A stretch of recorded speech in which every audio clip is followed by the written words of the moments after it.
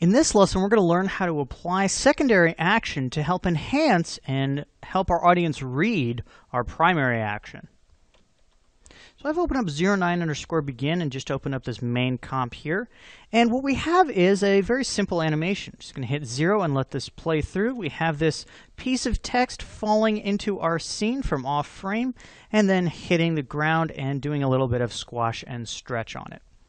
So it's an okay animation at this point, but it really needs more. So at this point, I might begin evaluating what kind of secondary actions can I add to this animation to heighten the impact of our primary action. So we could come in and add in some camera shake, and that would help to create the illusion of an impact. But in this case, let's actually come in and have the ARY portion of our secondary text actually drop off and hit the ground because this impact was so strong. So to do this, let's begin by selecting our top secondary action layer, and this is just our text.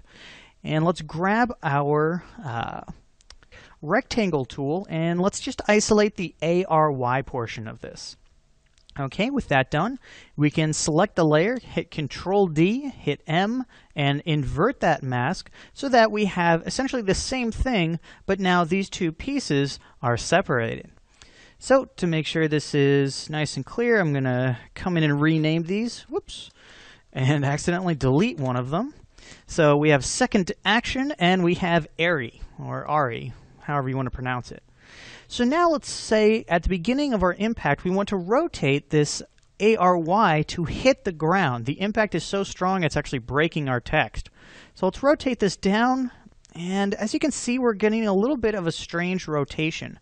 I'd prefer to have it acting like the D and the A are connected by some sort of beam, and then that beam is breaking. Right now, we're rotating around this anchor point here at the bottom. So let's grab our pan behind tool with our ARY selected, and let's just move this up between the D and the A. And now our rotation will work much better. Now we're getting a little bit of scaling stretching because we're using a parented to a null to do our scaling, just so our anchor point changing doesn't mess up our layers. But as you can see, it looks pretty good. Okay, so we want to start at a rotation of 0 on the frame before our impact, and let's say the frame after the impact, we want this to be hitting the ground. And let's actually have this interpenetrate the ground a little bit for a little bit of exaggeration. And now we want to go forward and eventually let this rest on the ground. So we'll come back, dial that back a little bit, and bring it there. Okay, so let's take a look at this. So we're hitting. Our text is breaking, we're impacting. We might even want to pull that impact frame back once, so we're coming down, we hit, and I'd like to do a little bit of a ease in, or slow in, slow out, so I'd like to bounce back. So let's go forward 2 frames, and let's have this ARY actually bounce up, and then let's go forward 2 frames, and copy this so it hits the ground, and forward 2 frames, and let's just do one last tiny little bounce. So 21, and then we rest. Okay, so let's take a look at this. So we have our text falling, hitting the ground, and bouncing up a little bit because that impact was so strong. And again, we might just need to tweak a few of these keyframes to just continue pushing them forward. All right, looks good.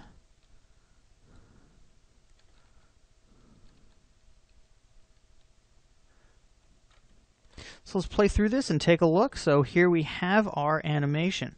Now, of course, there's always some more tweaking we might want to do, but this is a nice addition to our animation. It definitely adds an interesting accent to our impact. You know, our impact was so strong we broke our text.